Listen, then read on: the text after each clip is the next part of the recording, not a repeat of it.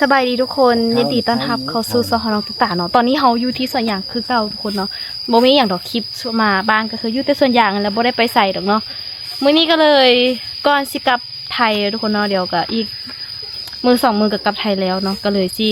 มาถามแม่คูณเนาะเพราะว่าเห็น FC เพิ่นเม้นเข้ามาหลายคนอยู่เนาะบ่ว่าจะเป็นทางเพจบ่ทาง TikTok บ่หรือว่าทาง YouTube บ่เนาะเพิ่นได้เม้นถามเขามาว่าแม่คุณตอนที่มาทำงานที่ไทยแม่คุณทำงานที่ไหนเกี่ยวกับอะไรเป็นยังไงบ้างพูดภาษาไทยไหมพูดก็เป็นเดี๋ยววันนี้สิมาถามแม่เนาะตอนนี้พากันยอดยางหากันแล้วเนาะยอดยางหากันแล้วก็พากันมานั่งพักผ่อนว่าเตรียมตัวกันกลับเมื่อเฮือนยังค่ะกันนั่งพักผ่อนก่อนแล้วนี่ก็เลยใส่คือคนเอียนแล้วก็อิสลามวะใส่อันนี้เขาใส่เอาเสื้อปกไว้ซื้อมันฮ้อนก็เลยสิมาท่าแม่อันนี้มะม่วงปลูกเองเลยทุกคนนี่อันนี้มะม่วงปลูกเองเนาะม่วงใหญ่ๆปอยสิบไหมดูม่วงไงต่ออีแม่ไปเฮ็ดงานอยู่ไทยอีแม่เฮ็ดงานอยู่จังหวัดใดเกาะที่จังหวัดบึงกาฬติดผมบ่ได้ไปไกลจังหวัดบึงกาฬติดโขงกันปะแม่บ่เคยไปบ่กล้าไปไกลอีแม่เคยไปใส่ในตอนแต่ก่อนนี้ตอนก่อนที่จะได้ไปเที่ยวทะเลนี่อีแม่เคยไปใส่ในไทยเคยอยู่จะไปจังหวัดใดแน่มีแต่ไปอุดรหั่นล่ะบ่ไปฮอดแต่อุดรหั่นอุดรนี่ไปยังแมคโลตัสแมคโครไปอุดรไปเที่ยวอุดรอันนั้นล่ะบ่ล่ะไปอีหยังรถตัดฮอกไปรถตัดว่ะไปห้างอีหยังอีพ่อพาอีแม่ไปห้างบ่คือแรกอีแม่อีพ่อพาไปห้างอยู่อุดรอยู่อุดรกับถนนคนเดินถนนคนเดินคักกันดิแม่ไปแม่อยากได้ทรงอยู่ห่างกันตู่นึง1,000ปลายป่ะงามบ่งามบ่มีใครซื้อสมัยนั้นก็แพงให้ผ่านปลายเนาะคือกับ900 600แต่ว่าตู่1,000ปลายงามพอพาไปหั่นแหละเกียกอยู่จังหวัดบึงกาฬสถานีรถไฟอุดรดิถนนคนเดินนะแถวนั้น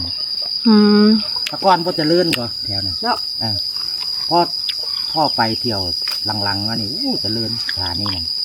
ตะกอนพ่อจะเลื่อนก่อนแม่นบ่สมัยก่อนพันเจริญพอบางแก้มง่วงนั่นนะน้อยเนาะบ่มีนั้นเลยล่ะเรียบช่องที่สุกอยู่ก่อนเนาะ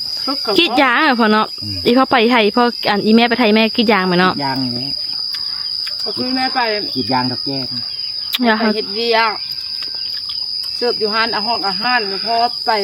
ลิ้นไปเที่ยวจังไปเฮ็ดพอไปคิดยางสมัยนั้นแม่รักไปก็บ่ได้มีพาสปอร์ตได้สมัยนั้นน่ะสมัยก่อนไม่ค่อยได้ใช้พาสปอร์ตเลยสมัยก่อนนี่คนรู้สึกว่ามันมีมองนึงเทียบข้ามไปข้ามมาคนข้ามไปตลอดนะซื้อเครื่องซื้อของตลอดเนาะไม่ได้ใช้พาสปอร์ตเลยสมัยเดี๋ยวนี้แข่งไงเดี๋ยวนี้นะสมัย30 ปีก่อนโว้ไม่ได้ใช้พาสปอร์ตเลย30 ปีที่แล้วเขายังเป็นลมเป็นแรงอยู่ส่วนพอสมศักดิ์นี่ทำไปยังคือเก่งการกรีดยางโอ้เพิ่นก็ผู้นึงแหละเนาะสมัยเด็กแต่เคยกรีดแต่ยังน้อยเคยกรีดผ่านมาอยู่เคยมีประสบการณ์เรื่องเก็บน้ำยางพลานอยู่ไตบ่กรีดยางนี่เพิ่นเห็นกรีดอยู่ไตบ่หรือว่าเงี้ยอยู่ใต้อยู่แล้วแสดงว่าสมัยนั้นอยู่ไตไร่บ่เอาภาคอีสานบุมีดิสมัยนั้นนะภาคอีสานเริ่มปลูกคนอีสานลงไปภาคใต้ลงไปอยู่ภาคใต้คนอีสานมันลงไปภาคใต้แล้วไปหาเงินอยู่ใต้มาเฮ็ดอยู่ภาคอีสานเนาะมาปลูกยางได้เงินได้ยังแล้วก็จังขึ้นมาปลูกอยู่ภาคอีสานต้นตำรับจากไตเด็ดตัวนี้ตะกอนโมมี่เหรอตะกอนพื้นที่ภาคอีสานมันกับบุคิดว่าจะปลูกยางได้ดีมีต้นน้ำนะที่ได้ที่นาเนาะอีสานแต่ไทยที่นาปะคิดว่ายางพารานี่ปลูกได้แต่ภาคใต้เลยแต่ว่าก็เลือกพื้นที่ได้เลือกพื้นที่อยู่แต่ว่าลาวเฮานี่ก็ยังเป็นบางหม่องยังปลูกไม่ได้เลยลาวนี่ย้อนว่าดินบ่ย้อนอากาศย้อนอากาศหน้าอากาศร้อนคือกันอากาศคือกันแล้วสมัยพ่อตาไปอยู่ใต้จากปีพ่อพ่อไปตอนยังน้อยตอนยังน้อย พ่อกับแม่พาไปก็เฮามันยังน้อยเนาะเฮาก็ไปเงี้ยอีกอย่างเฮาก็บ่ได้เอาใจใส่เลยเฮายังน้อยเดิ แต่ก็มีความรู้เนาะ แต่ว่าเฮาจำมากจำ อีพ่อไปอยู่ไตนี่อยู่จังหวัดใดก็พอ อยู่แถวสุราษฎร์แถวนครศรีธรรมราช มันบ่ทันไตสุดตัวนั้น บ่แล้ว ไตสุดมันจะอีหยังว่าระยองละนอง ใต้สุดกับพุ่นแล3จังหวัดชายแดนภาคใต้พุ่น บ่ที่ว่ามีข้าวๆกันตลอดมีอันนั้นน่ะ นั่นใต้สุด อืม แถวอหย่างเขาเอื้นทำไมโกลกบอกดื้อยังเขาลงไปสถานีรถไฟ ว่าได้อีพ่อเว้าภาษาไตเป็นไดนั่นพ่อเนาะเวลาอยู่กับคนไตพ่อเว่าภาษาไตได้แม่นบ่ แตะกอนก็เว้าได้อยู่แต่นี่ก็เว้าบ่ได้แล้วบ่ได้เว้าดุนเลย หลายปีแล้วเนาะบ่ได้เว้า แล้วคุณ ตอนยังน้อยก็เว้าแนวเขาโรงเรียน เขาโรงเรียนญี่ปุ่นแน่แล้วก็ได้เว้าน้ำเขา อืม เว้าใต้เว้าหยังแต่เดี๋ยวนี้ก็เว้าบ่ได้แล้วแต่ว่าคนใต้เขาเว้าอีสานไปก็ฟังออกแล้ว แม่นบ่ ภาษาอีสานมันก็ฟังเขาฟังได้ฟังออก แต่ภาษาไตนี่ยอมรับบ่ฟังยาก ภาษาใต้ฟังยากเลย ยากขนาดภาษาเหนือยังว่าคือภาษาลาว อยากไป แต่ว่าไตนี่ปู๊แต่ว่าอาหารไตนี่แซ่บเลยเผ็ด ใต้รสจัด รสจัดคำเราถึงอาหารแซ่บเลยเครื่องแกงหลายขนาดคล้ายๆคืออาหารอินเดียพูนะเครื่องแกงก็ได้ จนแกงไปเลยรสจัดเป็นภาคใต้สิอาหารก็แซ่บเนาะ แซ่บบ่พัสตอหนะจนหลายค คน น ไต อีสานโอ้ลงไปอยู่ภาคใต้โอ้หลายก็ สมัยนั้นนะ โอ้หลายพ่อนึกว่าหลายพ่อไปใส่ก็มีแต่คนอีสานอีกอย่างคนอีสานกับคนพม่ากันหลาย โอ้สมัยนั้นพม่าไปอยู่ไหหลายไปแล้วนะ พม่าหลายอยู่นะ อืม พม่าก็หลายพม่ามอนแล้วก็คนอีสานปนกัน อืม อยู่เป็นกลุ่มดอกพม่าก็บางตะแก่กับเจ้าก็เอาแต่พม่าอย่างเดียวเด้ แม่น พ บ่ ม่ามอนอย่างเดียว บางตะแก่ก็บ่เอาพม่าเอาแต่คนอีสาน อืม แล้วก็มีคนทางคนพื้นที่น้ำปนกัน เอาพ่อ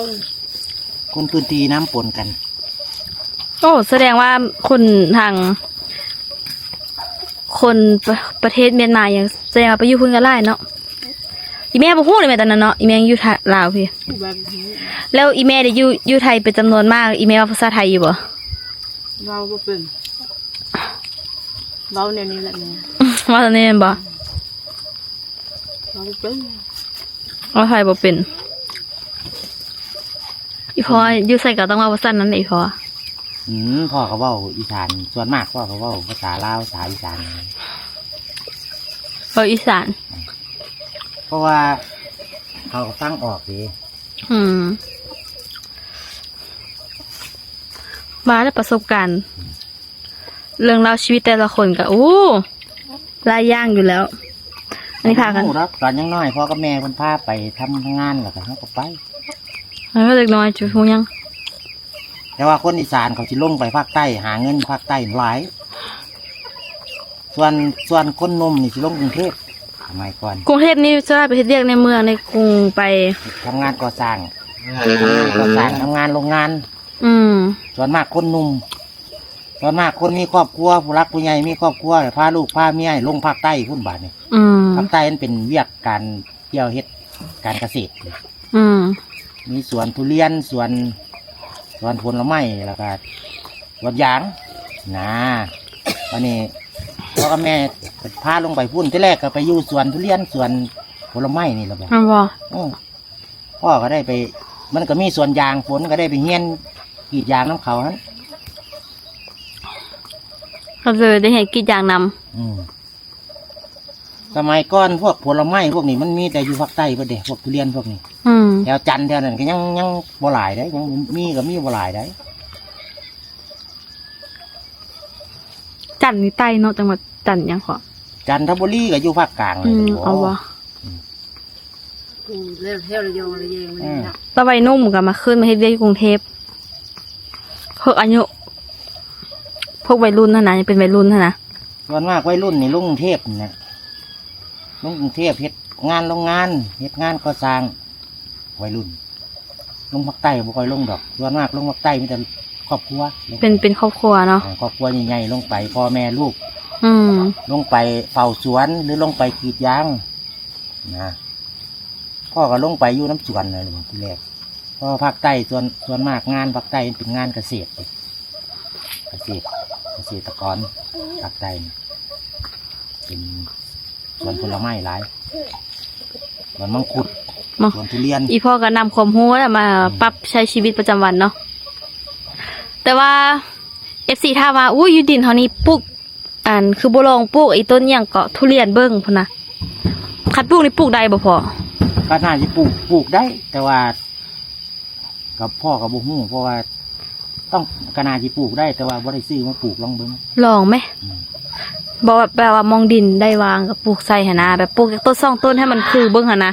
อยากรู้ว่ามันสิเป็นอะไรได้บ่ แพงต้นทุเรียน ต้นเท่าใดอยู่ลาว มันคมที่หาแสนเหรอ จังหวะเบี้ยทุเรียนนี่จักไปซื้ออยู่ใส่เบี้ยทุเรียน เขาเจ้ามาเลาะค่ายเขาเจ้าค่ายบ่ได้แพงปานนั้นนะ โอ้แต่มันบูเกตมันบูดีเขาก็บูกล้าซื้อจ้ะ ต้องซื้อเกรดดีๆแม่นบ่ อืม เลิกแล้วเขาก็บ่ได้เชี่ยวชาญทางด้านทุเรียนเนาะอันเด้อ เขาบูฮูเนาะ ระวังหินมาฟังมาจะฟังมากับนา อืม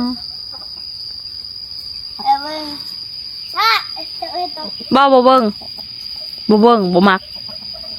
บ่อยากเบิ่งบ่มักเกอร์บ่อยากเบิ่ง แต่เดี๋ยวนี้คนอีสานก็บ่ได้ลงกระส่วนหน่อยได้ลงไปภาคใต้เพราะยาง หัวตาย ยางภาคอีสานนี่หลายแหละกระส่วนมากก็บ่ได้ลงไปเลยเดี๋ยวนี้ อืม ปีกเลาะปีกที่ภาคอีสานเนี่ย ลูกกับพี่บีบคอตายเลย เป็นเอานานได้เกินน่ะถึงว่าอยากซื้อๆแต่ว่าปัจจุบันนี้อีสานก็หลายแล้ว ต้นยางก็หลาย บัดนี้พอมึงอยู่ใต้ยังได้มาคิดอยู่ภาคอีสานนะไปคิดอยู่บึงกาฬหั่นดิ เพราะว่า อยู่แต่พุ่นก็ยังได้มาคิดอยู่ที่ เดี๋ยวนี้อยู่ใต้ต้นปาล์มบ่หลายนะ มันก็มีปาล์มมียางผลไม้ ปาล์มนี่ก็น้ำมันพืชเท่านั้นเนาะ อืมปาล์มนี่หลายกว่าปาล์มสวนปาล์มนี่ก็ อยู่ใต้หลายหมด เป็นพันๆไร่แต่ละเจ้า หลายเห็น FC ว่าหลายให้หลายวะ จนจักว่าจักหน่วยผู้ปาล์ม โอ้ อยู่ใต้ผู้หลายวะ ปลูกก็มันอยู่ปลูกกูได้บ่ เขาปลูกบอนเพียงนั่นนี่เด้อ ปาล์มนี่คิดว่ามันสิมักแบบรองน้ำเพื่อน บอกเขาปลูกบอนเพียง โอ้ สิ บ่ได้จำแนกสภาพดินหลายปานใดสิได้ปลูกก็ปลูกสินะแม่ แต่อากาศภาคใต้เป็นอากาศร้อนชื้นได้บ่มีอากาศบ่มียามหนาวเด้อ แม่นบ่บ่มีหน้าหนาวเลย มีหน้าหนาวมีแต่เย็นที่ มักทะเลและทะเลงามอยู่ใต้นะ ธรรมดาแต่หายหนาวคือบ้านเฮาบ่มีบ่หนาว มีแต่ฝนกับพร มีแต่ฝนกับร้อน ทะเลผู้เล่ผู้ละทะเลที่ไทยงามที่สุดว่าอยู่ใต้ ถ้า อ่ะ ฝนนั่นแหละฝนหลาย ฝนไล่อ่ะ ก็ลงไปแถวกระบี่พังงาเนี่ยมีแต่ฝน ฝนดุเลยบ่ แปลกเนาะ เออ ลงแถวสุราษฎร์นี่ยังบ่ทันมีเขาปานใดก็ลงไปแถวกระบี่พังงามีแต่ภูเขาแบบลาว เออ แต่จังได้ภูเข้าอยู่ไทยก็สู้ลาวทั้งลาวไล่ก่อนไปถ้าแป๊บเปรียบเทียบเป็นภูเข้าแบบบ่ได้เฮ็ดหยังหั่นน่ะ อืม อยู่ไทยนี่ภูเข้ากันหลายแต่ภูเข้าอยู่ลาวนี่บ่ได้เฮ็ดหยังเลยเป็นภูซื่อๆไว้เลยนะ ลาวนี่โอ้ผู้หลายมันมีหลายอย่าง โอ้เบิ่งแต่เมืองเขาก็เถาะ มัน แค่เฉพาะเมืองเขานี่ภูมาไกลไล่ ลูกกินบอบอส กินบ่เบิดก็เอาไว้หั่นเอาไว้หั่น หลาย นี่ มันมีภูหินภูดิน เดี๋ยวรักษาเนี่ยมีแต่ปูหินเนาะ ภูหิน ปูหินเป็นนอกเป็นแน่งอยู่เลยอยู่รักษา อืม บ้านเฮานี่ยังเป็นภูดินภู บ้านเฮา ป่าไม้ ภูป่าไม้ภูดินอยู่อันนี้ ดินงามได้ภูทางนี้นะภูแบบดินงาม ปลูกอย่างนี้ได้เรื่องภูทางเฮา ร่วมพระบางกับดินบ่งาม ล่วงพระบางเป็นดินหินแฮ ดินแบบบ่งามเฮ็ดแต่ต้นไม้สัก แต่ปลูกไปซักกันอย่างต้นน้อยๆหนึ่ง ทางร่วมพระบางไปแม่เฮ็ดแต่ต้นไม้สักแล้วก็ต้นจ้อยๆแห้ง มันดินบ่คือกันกับบ้านเฮานี่ ๆแต่ดินบ้านเฮาเราซุ่มซื่นแบบดินพงๆเพ่ง ด ๆงามนั่นแหละ ากันอยู่ไทยก็ปลูกยางอยู่ลาวพอสุบสักแม่คุณพากันเมื่อยนี่ทุกคน เมื่อย เมื่อยเฮ็ดเวียกก็เลยพากันมานั่งเล่าน้อยหนึง ยอดยาง ยอดยางพากันแล้ว ลอยแล้วบ่มีแหงทำไม โอ้ยคือคนอันนั้นประเทศอันคือคนอิสลามเลย ลงไปแถวนครเลยลงไปนครละหมาดอิสลามก็หลายแล้วเลย โอ้อยู่อุ่นอาหารกับบักไก่ไล่คนอิสลามนี่เพิ่นบ่ได้กินหมูเด้อยู่อยู่ทางใดจังหวัดไร่ก็หมู่พอ แล้วลงไปแถวจังหวัดสามชายแดนอย่างเงี้ย อันนั้นแห่งไร่แม่นบ่ ครับ แต่ว่าอยู่อันนี้ก็หลายอยู่อันยุทธยากับบักไก่ไล่อยู่ยุทธยาก็มี อ่านเพิ่นมาเฮ็ดเวียกมาเฮียนมาอย่างนี้ เนาะเพิ่นก็อยู่ไปทั่วไร่จังหวัดนั่นแหละ แต่ว่าก็คนไทยแม่นบ่พอ คนไทยหรอบ่ คนไทยนี่ ศาสนาบ่คือกัน แต่ว่า คนไทยแต่ว่าชื่อคนละศาสนา เพิ่นถือศาสนาอิสลาม อืม ศาสนาพุทธแต่คนไทยนี่แหละ คือคน พุทธศาสนาพี่ คือคนชนเผ่ามงอยู่ไทยทางเหนือและถือศาสนาอัน สัญชาติไทย พี่ เอ้ยถือศาสนาพี่แต่ว่าสัญชาติไทยกับคนไทยนี่แหละ แต่ว่ากับคนถือคนละศาสนา คือยุลาวเขาเลยเนาะมีอาค่ามีเดอคือกัน ลาวเฮากันเนี่ย แต่ว่าภาษามงไทยกับภาษามงลาวนี่รวมกันไม่ได้เข้าใจกันเด้อเอาพวกเข้ากันว่ะ กะเลี่ยง ภาษากะเลี่ยง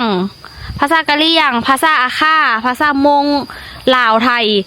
รวมกันบ่ได้ฮู้เรื่องเด้อประเทศจีนแห่งมีราชสนเผ่ารวมกันบ่ได้ฮู้เรื่องเลยรวมกันบ่ได้ฮู้เรื่องเด้อ ตอนแรกคิดว่ามงกับสิมงนำกันหมด ที่แรกคิดคือกันว่าภาษามงลาวมงไทยกันจีว่าเข้าใจกันบ่ได้เข้าใจกันลมบ่ได้เข้าใจกันเด้อคนละภาษา คนละชนเผ่าหรือคนละสำเนียง คนละสำเนียงคนละเดินเลยนะเว้าคนละเรื่องเลยเว้ามานี่บ่เข้าใจกันแต่คล้ายๆกันได้เวลากันเว้าคล้ายๆกันแต่บ่เข้าใจกันเลย ไทยกับมีหลายสำเนียงเลย ประเทศไทยแต่ละจังหวัดนะจังหวัดที่ฟังแล้วคือภาษาเนื้อๆจังหวัดเลย แต่ว่าฟังแล้วบ่เข้าใจคือจังหวัดใต้ทางภาคใต้นี่บ่เข้าใจเลย บ่ฮู้เลยแม่น บ่ค่อยเข้าใจเลย คันเว้าเป็นไปแล้วมันบ่ฮู้จักคำเลยนะ โลบาเย็นสบายอยากนอนเนาะ แม่มักอันพวกอีสานนี่ปากมวน อีแม่ว่าจังหวัดใดเว้ามวนกว่าหมู่ เว้าเรื่องจังหวัดนี่แม่ก็บ่ฮู้แต่ว่าเรื่องว่าแม่มักนี่มันแม่มักพวกภาคอีสานนี่เว้าแบบอันเว้าอีสานเว้าหยังเขาบ่ม่วน แม่มัก แม่นแล้วครับ แม่นครับ แม่นแล้วครับแม่ แม่เว้าลงท้ายแบบนี้ แม่นแล้วครับแม่ แม่กินข้าวแล้วไปประมาณนี้นะอีสาน มักอีสานนะคะอีสานเวลาลงท้ายเขาสิ เวลาได้แต่อีสานได้เลยอย่าได้ฟัง อีสานด่าก็ฟังบ่ได้ลาวด่าก็ฟัง ฟังบ่ได้ ไทยละด่าก็ฟังบ่ได้คือกัน เจ็บไปเบิดเลยนะค่ะตอนเว่าธรรมดานี่คือว่าม่วนเลยอย่าให้ได้ด่าอย่าให้ได้หายเดียว ว่าอันว่าเรื่องอีสานว่าลงท้ายนี่ม่วน คนเนื้อกับว่ามวนพักเนื้อนะอีเบ้ฟังภาษาเนื้อเข้าใจบ่ เนื้อนี่เข้าใจบางคำ เพราะว่า เหนือก็บ่เข้าใจได้ อีเขาบ่เข้าใจว่ะ เราแท้ๆ ท่าน แม่ ไปเหนือแถวแม่ฮ่องสอนแถวหุ่นโอ้ฟังบอกพ่อฟังบอกเลยนะ มา แถวแม่ฮ่องสอนแถวหุ่น คนไทยแท้ๆยังฟังเหนือบ่ไงดิ ฟังบอกเลย ไทยยินคนไทยพ่อ ถาม FC บ่แม่ มันเกิดกับเห่านี่ดิ FC ถาม FC แม่ FC ท่านว่าแถวแม่ฮ่องสอนแถวหุ่นฟังยากเลยฟังบอกเลยเหนือเนี่ยเวลาเพิ่นเขาเว้าน้ำเฮาเขาสิเว้าไทยภาษาไทยเลย มันบ่แต่คำเราภาษาตัวเองละอุ้ย ฟังบอกพอฟังบอก จากแหลบ่เคยได้แบบได้ยินสำเนียงคนเนื้อเว้าอีหลี ขั้นเหนือแท้ๆฟังบอกเลยแถวเชียงใหม่เชียงรายเนี่ยบ่เป็นหยังดอกอันนี้ท่านขึ้นไปแม่ห้องสอนแถวหุ่น ของเวลิดาวอยู่ที่ธรรมดา ธรรมดา มันบ่ห้องสอนนี่สุดๆเลยบ่ แถวแม่ห้องสอนแถวหุ่นฟังบอกเลย พวกต้นตำรับของอนาพรเนาะมันเป็นสีเบาๆเลยเนาะ อืม แถวเชียงใหม่เชียงรายธรรมดาครับกันเหนือเขาก็ฟังออก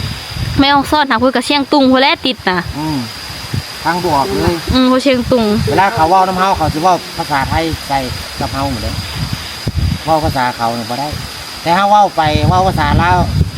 เขาฟังออก ภาษาลาวมันเนิ่ๆมันซ่าๆได้ซ่าก็ภาษานั่ ภาน ษา นี่ ลาวภาษาอีสานเนี่ยเขาฟังออก แต่คันเขาเว้าภาษาเหนือเขานี่ฟังบ่ออก พอฟังผู้ออก พ่อเคยอยู่น้ำเขาเพื่อนเลย บ่ เคยอยู่น้ำคนแมวสอนเลยกรีดยางน้ำกัน อ๋อเขาจะมาอยู่ไต โอ้ฟังบอก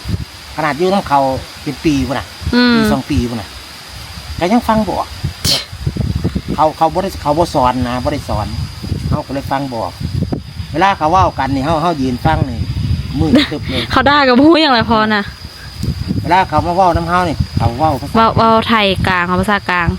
เว้าภาษากลาง ก็สิคือเฮาแหละเฮาก็บ่ได้ฮู้ภาษามงบ่ได้ฮู้ภาษานั้นภาษานี้ขมุขะแมะขมุขะรุยะรุบ่ได้ฮู้รวมกันต้องว่าภาษาลาวเท่านั้นแหล้วภาษากลาง เขาได้ก็บ่ฮู้ แต่ก็น่าเว้าไปของหูเลย มันบ่แต่ว่าการแต่งตัวคนทางภาคใต้นี่คล้ายๆเขาเอิ้นหยังเกาะที่ใส่หัวใส่เต้นชุดนะชุดประจำภาคทางใต้ อ นะ โนราน่ะ อนุราแม่นบ่ อโนรา โค่น บ่แม่นโคน อโนราต่างหากเหรอ โคนกับโคน แนมและอันนี้หักที่แค่เอานะ โอ้ นางกินนารีเป็นนกสิโนราเรียนโนราบนภาคกลางนี้บน โคนกับทางยุทธยาทางไทยนี่แหละ นั่นน่ะ ภาคใต้โนราที่เอกชัยเป็นอนุรักษ์ไว้อยู่ โนราก็มีตัวละครหลายอย่างก็ แม่นเขาบ่ค่อยฮู้ดอกเรื่องนี้แต่เขาเคยแบบเบิ่งนั่ง ภาค ซื่ ใต้ อ ที่ดังโนรากับนางตะลุง ๆนางตะลุง นั่นตะลูที่เขาดึงยุกไปนะ ที่เขาใส่ตะเกียงใต้แล้วก็มีจอผ่านะ แล้วก็ใช้คนลิ้น ได้ เป็น คน ไม้ เด็กเรานะ เออน างตะลุงกับโนราภาคใต้ประเพณีกับเจ้า อืม แตะกอนภาคอีสานก็มีนางตะลุงแต่ว่าเขาล่มเลิกไปแล้วภาคใต้ยังอยู่เด้ภาคใต้ยังมีตลอด โครงวัฒนธรรม เขาบ่เศร้าได้ภาคใต้นะ ยังอนุรักษ์ไว้ เวลาเขาเฮ็ดบุญเฮือนบุญหยัง ยังมี เขาจ้างมาคือเขาจ้างหมอหลอกหมอล่ำมาเลยนะ อ๋อ ว่ายไปเบิ่งตลอดนางตะลุงมาน่ะ คนนี่เต็ม ม้วนสิ สมัยนี้ก็ยังมีเลยเนาะ มียังมีครับเพิ่นยังอนุรักษ์ไว้เด้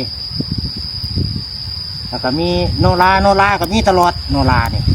โนรา อนุรักษ์ไว้ตลอดได้โนราเนี่ย FC นี่เพิ่นอยู่หูดีเพิ่นหูดีแล้ว FC หูดี แม่แหละคน FC ก็มีทางใต้แน่เด้ มีภาคอีสานนี่บ่ได้อนุรักษ์ไว้นางตะลุงตอนพ่อเคยเบิ่งแต่ตอนยังน้อยแหละเขาบ่เห็นนี่เลยเดี๋ยวนี้ภาคอีสาน บ่ เขาเศร้าเหล็กแต่ก่อนนี้นางตะลุงภาคอีสานแต่เดี๋ยวนี้บ่มีเลย พอบ่เคยเห็น แต่ว่าบางทีเขาอาจจะอนุรักษ์ไว้ก็ได้ หรืออาจสิมีหรือจังได อีพอแต่ว่าอีพอเคยเบิ่งตอกน้อยพุ่นน่ะบ่ ตอนพ่ออยู่พุ่น วันนี้ภาคกลางก็เป็นลิเกนี่ หาลิเก ภาคกลางลิเก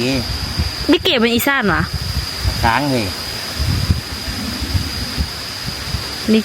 เกเนาะม่วนแล้วลิเกอีแม่มาเบิ่งลิเกบ่แม่บ่มักแม่หมอลำอะไรแม่เนาะ แม่มักหมอลำเรื่องบ่ หมอลำเรื่อง ลำเรื่องโตโกนสิคืออารมแล้วก็ให้น้ำเข้าเลยแม่มักหมอลำ อินแหง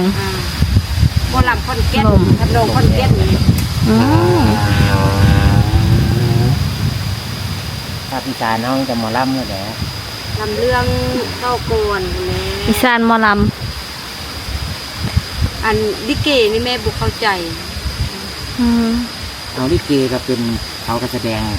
เป็นหนังเป็นละคร เป็นละครคือกัน แต่ว่าแบบมีการห้องเว้าอย่างสันนี้นะ เบาซีมือซีคือท่าทีเพื่อเจ๊งก็จะ เจอ แม่ก็งามตอนนั้นที่แต่ว่าแม่บุกเข้าใจบางที แม่ พยานยังใส่อันนี้กัน ใส่ยากับกุ้งเนาะ กุ้งสุธิราช กุ้งสุธิราชกับใส่ยามีสาร แต่พระเอกลิเกว่าไร กระดังมาจากลิเกนี่แหละ ได้ไอเป็นข้าวอยู่ว่ามันน้องใครวะ น้องกุ้งสุธิราชตาเสียชีวิตแล้ว เสียชีวิตเนาะ น้องสาวเพิ่น ได้แม่หันน้ำตาออกน่ะมัน ห้ ลู อง กชายของอัน ผู้เสียชีวิต ผู้เสียชีวิตท่านลำให้แม่ตอนสิเผาแม่หั่นน่ะ อืม ลำอันลิเกหั่นน่ะ อืม แม่อีต้นน้ำตาแม่ออกน่ะแม่หันอุ้ยผู้น้อยๆนึงเราว่าสร้างอันนั้นแท้เอาว่า อืมเด็กน้อยประมาณใดผู้หญิงผู้ชาย ผู้ชายโอ้ซ้ำเนี่ยคนบ่ดีนี่ว่าเดี๋ยวว่า9 ปี 10 ปีนี่ว่า อืม ฮอดว่ะประมาณนี้แหละเนาะนี่ละ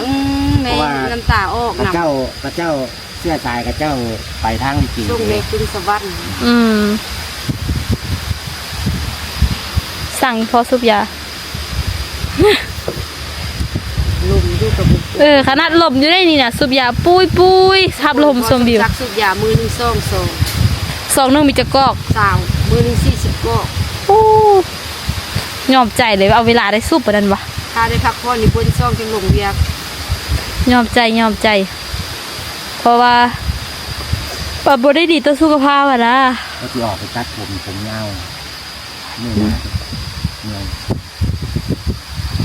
เจ้าคนเป็นยาวเป็นงอบป้าเลย มื้อนี้มื้อกำก็ไปตัดผมบ่ได้มื้อ มัน นี้ ไม่ นะ กันนะ ทื่อว่ะแม่มื้อกำทื่อว่ะ เนาะ15 ค่ำบ่ตัดผมเลยเป็ดไก่กับบ่ค่า พักกับบ่เก็บ เก็บกินได้ค่ะแต่ว่าประเภทค่าสัตว์ตัดชีวิต ค่าสัตว์ชีวิตบ่ได้แม่นบ่อ๋อ ก็ต้องทื่อบ่ เมื่อวันพระ แต่ว่ากินม่านบ่ บางคนกินหมากินแมวอู้สัตว์อื่นข้าวบ่ได้ยกเว้นหมาคนที่ฮักหมาเห็นคนกินหมานี่คือสิขิงกันขนาดไหนเนาะพ่อเนาะ แนวแบบผู้เลี้ยงผู้แถวว่าอะไรมาเห็นผู้กินหมานะ คือเพราะตัวนี้เป็นไทยสกุลบ่กินม่านี่ค่ะว่าบ่แม่นสกุลละ สกลเพิ่นมาสกลกินหมานี่แม่นแท้บ่พ่อ เอา สมัยก่อนน่ะมันมีเรื่องแม่นบ่ สำรับหนึ่งของประเทศไทยเด้จังหวัดสกล ก็เลยขึ้นซื้อมาแม่นบ่แต่ว่าอีพ่อนี่บ่ได้กินเด้ทุกคนคนสกลบ่ได้กิน บ่ได้กิน ตัวอันงูก็บ่กินเอี้ยนก็บ่กิน พ่องูบ่กินเอี้ยบ่กินกบเขียดยังบ่กินแต่ก่อนนะ เรากินม่าบ่มาอยู่ที่เฮาก็ ครับ บ่ได้กินอันเดียวกันเลย ย่างไปน้ำทางหมาเฮาจกบัตรให้หมาเบิ่งหมาเต้าเฮาเลยก็หูว่าเป็นคนสกล เออ หมาย่าน มายานตาย บ้าฮู้ฮอดบัตรคนสกุลอีกมึงเฮากูฆ่ามึงตายมึงญาติบ่กูได้เป็นคนสกุลได้อ่านบัตรมึง เออสกลกินหมา คนกินม่า แต่คนเป็นจริงแล้วแต่บางคน บางคน กินบางอำเภอบ างคนซ่าอย่าซื้อว่าบางอำเภอเถอะ เพราะว่ามันมีอำเภอหนึ่งนะกินซื้อเด้ เออ เออ กูกินบ่ได้นำดอกเขานะ แม่ให้พ่อจังนะ แต่เขาก็เคยกินมาก็ถ้าไม่คุ้นก็เคยกินมา เคยกินแต่ก่อนนี้ปิงเนี่ยมาแล้วไปให้อันตุกกับต้นตาลกิน ตองน้อยเนาะคันฮู้ก็บ่กินดอก เดี๋ยวนี้ก็บ่กินแล้ว ตองน้อยน่ะไผสิฮู้เพิ่นเอาตับมาปิ้งให้ตับมาให้กินเนาะอู้โคตรแซ่บบ่กินแล้วจะมาบอกว่าตับมาอู้ตองน้อยน่ะทุกคน แต่ว่างูนี่ใหญ่มาฮู้ก็ยังกินอยู่ เดี๋ยวนี้ผิดกฎหมายก็ตำรวจจับ อยู่ไทยผิดกฎหมายอยู่ลาวฮึ อยู่ลาวยังบ่ได้พิษเด้ ยังได้ อยู่ไทยเขาก็แจ้งตำรวจจับเขา นั่นบ่ เพราะว่าประเทศลาวบ่ได้มีอันกฎหมายคุ้มครองสัตว์เด้ยังบ่ได้มี ว่ายังบ่มีวะตัวเฮียยังกินนะเดี๋ยวนี้คนเนาะ กินหมดทุกเพศสัตว์ บ้าอยู่ไทยอนุรักษ์โตยังก็โตเงินตัวทอง เนาะ มา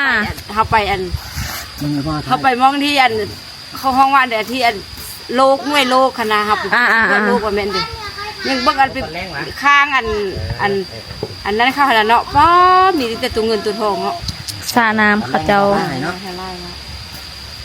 สาน้ำเขาเจ้ามีตัวเงินตัวทอง ใช่คักไล่เนี่ย มาไทยอนุรักษ์ไว้อยู่ไทยไว้อยู่ในเมืองในกรุงก็ยังมีเด้อจ้าเงินทองเพิ่นอนุรักษ์ไว้เป็นม่องเลยนะ ผิดกฎหมายเลยนี่ ไทยอนุรักษ์ไว้แบบอุ้ยซิวไทยอนุรักษ์ไว้ได้มันกินบ่ได้ข้าวบ่ได้เลยแต่เย่ว่าอย่าให้รอดมาทางบ้านเฮาเด้อ รอดมาทางที่ รอดมาทางพี่บ่เลือดแน่นอนเบิดตัวเงินตัวทอง คนเนาะแม่ก็บ่ได้บ่ได้กินตั้ง10-20ปีแล้วแม่น่ะ บางคนน่ะเคยกินแต่ว่า เดี๋ยวนี้แม่บ่กินแล้ว แต่ว่าบางคนนี่คือแบบแมวก็กินได้แมวอบมาบอตัวเงินตัวทองนี่อู้กินปันกินเป็ดกินไก่พุ่นแหละทุกคนเลยคันเปรียบเทียบก็ได้บางคนเขาเจ้ากินหั่นนะแต่อยู่ลาวนี่อู้ยังเขาเจ้ายังกินอยู่ได้แม่เขาเท่าไอซีนี่แม่นคือเลยนะแม่เนาะ ถ้าแกมเป็นแกมไปบ่มีหยังไล่ทุกคนคลิปนี้เป็นคลิปง่ายๆสั้นๆหลังจากที่แล้วเวียกแล้วก็มาเล่าเรื่องสมัยเพิ่นอยู่ไทยแน่ว่าเป็นจังได้เนาะไปทุกคนเดี๋ยวคลิปนี้ขอตัวลาไปก่อนขอบใจอีพ่ออีแม่หลายๆเนาะที่ให้การบริการการเล่าเรื่อง การเล่าเรื่องเนาะแต่อีพ่อก็ว่าต้องมีค่าใช้จ่ายเด้อต้องมีค่าใช้จ่ายในการเล่าให้ฟังเวลาเดี๋ยวเพิ่นก็เว้าอีกแล้วค่าใช้จ่ายพอสุบซักก็มียังซื้อยาสูบให้บ่อยากบ่ดีพออีพอสูบแต่ยาบ่มักคนสูบยาให้คนสูบยานี่เครื่องบ่อยากเข้าใกล้แต่ละทุกคนคลิปนี้ขอตาไปก่อนเด้อบ๊ายบาย